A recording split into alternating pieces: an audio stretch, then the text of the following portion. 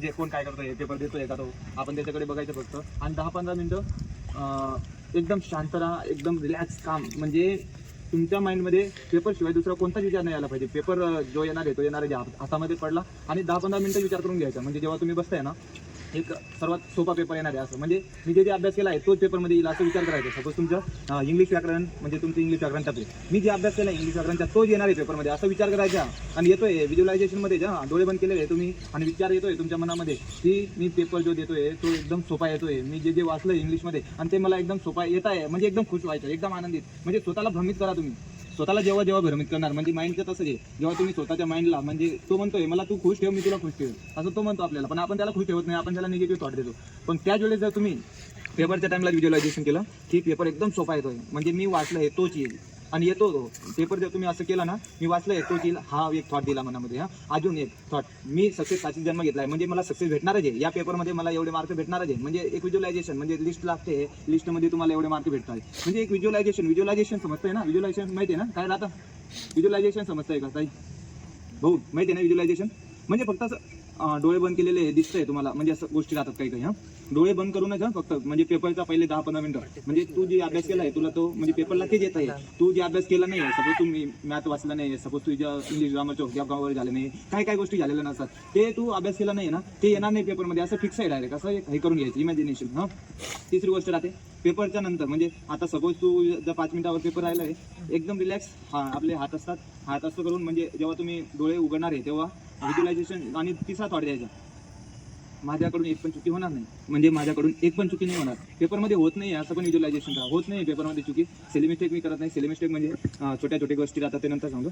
आणि चौथी गोष्ट, व्हिज्युअलायझेशन केलं एकदम आणि समोरून म्हणजे तुम्ही ज्या देवाला मानताय, सपोज मी सद्गुरूला मानतो, मी शिवबाबाला मानतो, मी कोणाला पण अमुक डमुक कोणाला पण मानतोय मी, देवीला मानता, तुम्ही गणेश कोणाला पण मानताय, तो सोबत राहून म्हणजे त्याला डायरेक्ट सांगून द्यायचं, भगवान तू बघणार आहे, मी फक्त एक आहे, म्हणजे तुझ्यासाठी साधन आहे, तू मला जे थॉट देणार ते मी सोडवणार आणि तू बघतोय माझे पेपर मी कसं सोडवणार आहे. डायरेक्ट त्याला सांगून द्यायचं तुझ्यासाठी, तू म्हणजे हाय करून द्यायचं, त्याच्यावरती जिम्मेदारी ठेवून द्यायची. तुला पास करायचे असेल तर माझ्याकडून सर्व म्हणजे प्रश्न सोडवले जातील, आणि नाही पास करायचे असेल तर माझ्याकडून एक पण प्रश्न सुटणार नाही, असं डायरेक्ट त्याला सांगून द्यायचं. म्हणजे असं म्हणजे डोक्याच्या डोक्यात एकदम हाय स्टेज झाली. म्हणजे तुम्ही जर व्हिज्युअलायझेशन केला ना स्लो 15-20 दिवस किंवा 30 दिवस हे करून बघा ताई, तुम्हाला कसं एक्सपिरियन्स येतं.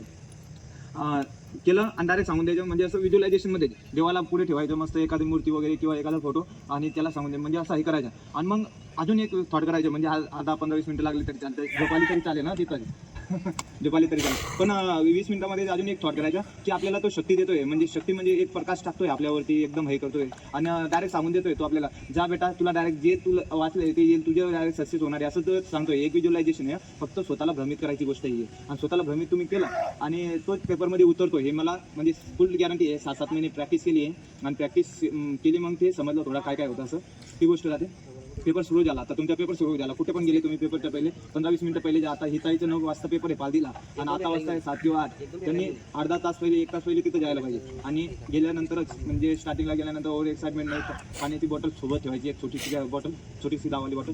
गेले तुम्ही 8 एंट्री केली, वॉशरूम वगैरे सर्व गोष्टी करायच्या, फक्त गोष्टी काय करायच्या, आजूबाजूला जो बसला आहे त्याच्यावरती लक्ष ठेवायचं नाही. म्हणजे सपोज हा पोरगा आहे किंवा हा पोरगा बसला आहे, ती पोरगी बसली, आपण तिच्याशी बोलणार, तुझा अभ्यास झाला आहे का बाई, कसं येईल पेपर, कसं येईल, ती एकदम एक्साइटमेंट. म्हणजे कोणी कोणी कसं राहतं, एकदम हुशार राहतं, कोणाचा चांगला अभ्यास झालेला राहतो, कोणाचा नाही अभ्यास झालेला राहतो. मग आपण त्याला विचारतो, तो आपल्याला जर एखादा शब्द बोलून दिला की पेपरमध्ये हा येणार आहे ते येणार आहे, तर आपलं मग माइंडसेट चुकून जातो. म्हणजे समोरचा आता सपोज या ताईंचा पेपर आहे, आज येईल पेपर बरोबर, तर तेव्हापासून पेपर चालू झाले 2-3 दिवसापासून, ताईंनी दुसऱ्यांना विचारलं असेल कसा पेपर येतो भाई, हे काय झालंय भाई, अरे मॅथ इंग्लिश एकदम टफ विचारताय, मग ते हे होऊन जातं माणसाचं, यार मॅथ एकदम टफ विचारताय तर मी काय करणार, त्याच्यापेक्षा ना कोणाला न विचारता म्हणजे हे गोष्टी करा. आणि पेपर सुरू होत आहे, पेपर सुरू झाल्यानंतर पहिला दुसरा तिसरा, माझी एकच टेक्निक आहे, तुम्ही पेपर ना चालू होण्याच्या पहिले एक विचार करा, मी प्रश्न जे सोपे आले म्हणजे ओव्हर एक्साइटमेंटमध्ये सोपे प्रश्न चुकवणार. सोपे म्हणजे कोणते प्रश्न, आता सपोज पूर्व दिशेला सूर्य उगवतो हा प्रश्न जर आला मी तोच चुकून बसला पश्चिम करून टाकला तर कसं काय. आणि पूर्व दिशेला सूर्य उगवतो, पूर्व हा नाव किंवा प्रावीण्य नाव किंवा चुकी बरोबर मध्ये जे शुद्ध शब्द असतात इंग्लिशमध्ये किंवा कोणते पण शब्द, ते तुम्ही हातातले मार्क आहे ना 100 पैकी हातातले मार्क म्हणजे 70-75-80 प्रश्न तरी हातातले असतात जे रिपीट झालेले असतात, किंवा त्या गोष्टी रिपीट होत असतात. म्हणजे पोलीस भरतीमध्ये ती जी आता हिताई पेपर द्यायला जाते ना, त्याच्यामधून 100 पैकी 100 प्रश्न रिपीट झालेले असतील. तुम्ही प्रश्नपत्रिका बघा, फक्त माझ्यावर विश्वास ठेवा, नाही ठेवलं तरी चालतं, पण प्रश्नपत्रिका बघा, तुम्हाला आपोआप समजेल. आता मी एक्सपेरिमेंट केलं होतं ते नंतर सांगतो.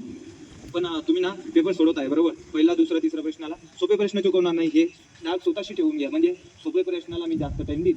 म्हणजे सपोज आता प्रश्न येतोय, वासुदेव बळवंत फडके यांनी पहिला उठाव धामरी येथे केला होता, हा प्रश्न आहे तुम्हाला. कुठे केला होता असा ऑप्शन आहे, खाली 4-5 ऑप्शन दिले. किंवा मराठी भाषेचे पहिले वृत्तपत्र असं ऑप्शन दिले, केसरी नंतर दर्पण नंतर हे 4-5 ऑप्शन दिले. आणि तुम्ही जर एकदम घाईमध्ये केलं मानून दिलं तर कसं 1 मार्क जातोय ना. असं आपले 3-4 प्रश्न चुकतात. ते 3-4 प्रश्न हातातले जायला नाही पाहिजे.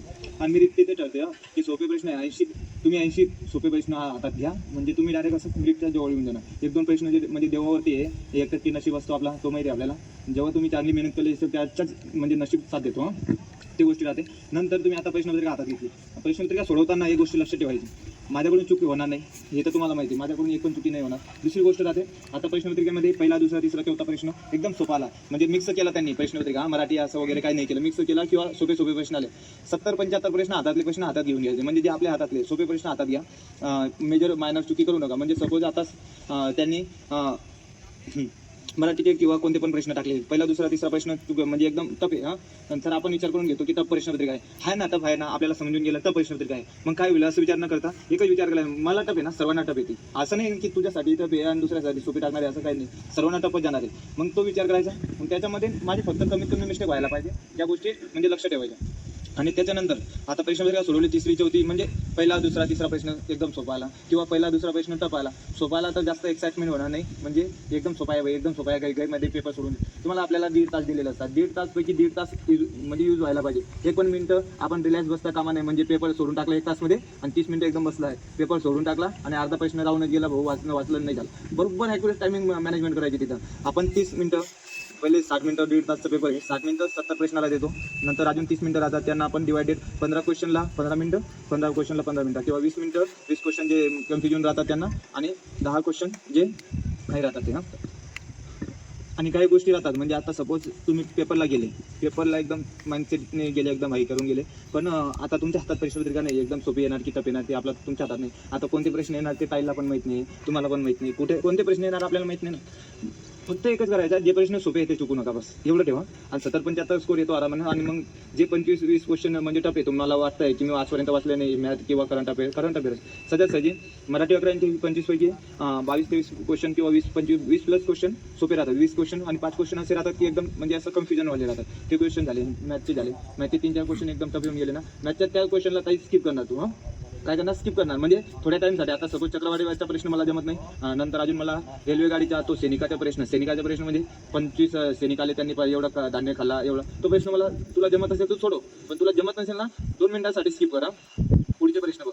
सर्वांनी तेच करायचं. म्हणजे जे प्रश्न तुम्हाला जमत नाही ना, आता सपोज तो 8 दिवसामध्ये सोमवारी यांनी गणित विषय शिकवला, तो 8 दिवसाचा प्रश्न, किंवा एका वर्तुळामध्ये 4-5 लोक बसले, कोणी इकडं पूर्वकडे असं तसं बसले, ते प्रश्न, त्या प्रश्न टाईम खाऊ असतात, ते प्रश्नाला नंतर सोडवायचे. जे प्रश्न टाईम खाऊ आहे ना, म्हणजे आपल्याला लगेच समजून येतो नाही, आपल्याला लगेच समजून जातं की प्रश्न हा टाईम खाणार आहे, त्या प्रश्नाला स्किप करा आणि पुढे जा. म्हणजे असं एक स्ट्रॅटेजी ठेवली तर तुम्ही काही होऊ शकता.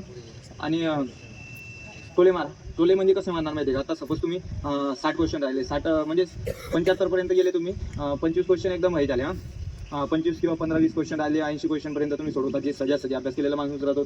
20 क्वेश्चन टोले कसं मारणार. आता सपोज मराठीचे एक प्रश्न आहे, तुम्हाला कन्फ्युजन होतोय ना, प्रावीण्य नावावर एक व्हिज्युअलायझेशन करा, म्हणजे शांत राहा तो प्रश्न सोडवताना. म्हणजे जे 20 क्वेश्चन सांगतोय जे एकदम म्हणजे हार्ड आहे, एकदम मजा आहे, त्यांना एक वेळेस वाचा, एकदम निवांत प्रश्न वाचा, नाही तर प्रश्नामध्येच उत्तर राहतो कधी पण. प्रश्न वाचा, डोळे मिटा आणि व्हिज्युअलाइज करा, कोणतं मारू, हे मारायचं वाटतंय ना तोच मारा. म्हणजे पहिल्या एकच वेळेस, दुसऱ्या वेळेस चान्स घ्यायचा नाही. म्हणजे अजून एक थॉट येतो, अरे यार हे नाही, दुसरा पण मारू शकतो. मग आपण त्याच प्रश्नावरती जातो, आणि जो सोपा प्रश्न आहे, म्हणजे ज्याला आपण हो केलं आहे ना, म्हणजे त्याचा दुसरा ऑप्शन आपण टिक केला आहे, आणि नंतर अजून आपण घाईमध्ये चौथा करून टाकतो त्याला. तसं न करता 70-75 क्वेश्चन राहतात जे सोपे त्यांना पण आपण ऑप्शन बरोबर टिक केलं आहे का, म्हणजे आपण काढताना म्हणजे याची दिशा पूर्वेला तोंड करून उभा आहे, आपण काढलं आहे पूर्वेला, पण तिथं टिक मार्क करताना आपल्या घाईमध्ये होतो, सिली मिस्टेक होते माणसाकडून, घाईमध्ये पश्चिम झाला आहे, पूर्व खाली होता, वरती होता, हे बघा. म्हणजे नंतर 60 मिनिटामध्ये तुम्ही 70-75 स्कोर केलं, नंतर बघा. आणि 20-15-20 क्वेश्चन टोले मारणार आहे तुम्ही. पहिला प्रश्न जर आला तुम्हाला एकदम टफ लेवलचा, त्याला टोले मारू नका. जे 15-20 क्वेश्चन आहे, म्हणजे शेवटी म्हणजे धीरे प्रश्न बघून म्हणजे वाचून घ्यायचे, आणि नंतर टोले मारा. देवाच्या नावावर मारा ना, जे देव आहे ना, डायरेक्ट व्हिज्युअलायझेशन भाऊ मारून दे, लागला तर लागला, नाही लागला तर आपला नाही आहे ना तो प्रश्न. म्हणजे तुम्ही असं पण मारलं तरी नाही होणार आहे. आणि प्रश्न वाचून टोले मारा. म्हणजे सपोज आता इकडचा तिकडचा प्रश्न आहे, तर तो वापरून टोले मारा. दा. काय म्हणते ताईने म्हणा